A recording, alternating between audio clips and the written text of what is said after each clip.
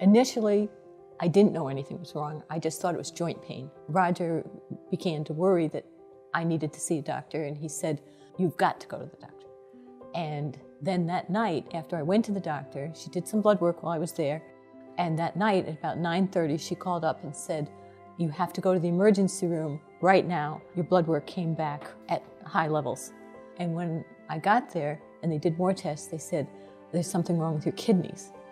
After I was at the local hospital for almost a week and I wasn't getting better, we knew that the doctor that they were talking to was at Mass General. He was #1 in the field. We decided that that's where we should be. As soon as they said my kidneys were failing, they said, "You're probably going to need a transplant." At Mass General, we're very accustomed to taking care of complex cases like Mary's case, and they're often referred to us from all over the country, all over the world. There's no kidney transplantation case that's routine. Kidney donors are precious. Whether the donor organ is a deceased donor or a live donor, that organ is precious, and every transplant needs to be handled. It was a special transplant in multiple aspects. Number one, it was a perfectly matched kidney, so MaryAnn received the 3,000th kidney transplant at MGH, but also received a perfect match kidney, which gives her an advantage that her kidney will likely survive longer. This transplant happened to a patient who many of the team members knew. MaryAnn was in charge of the nursing education program at Northeastern University.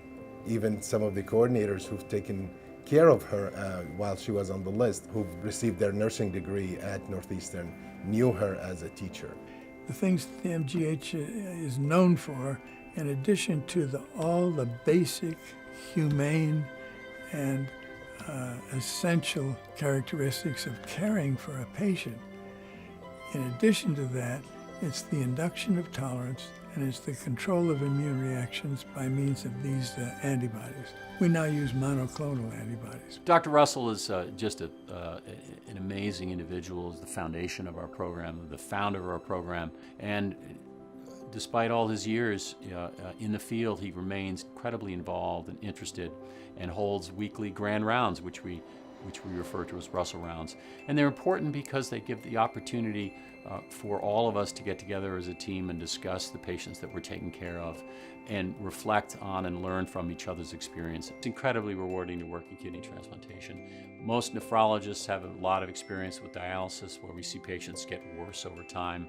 Kidney transplantation performed and you see patients get better. They come in eating more, their color looks better, they have more strength, they return to work, they return to hobbies. It's incredibly rewarding. It was so remarkable for me that our colleagues here have now come to the 3,000th kidney transplant.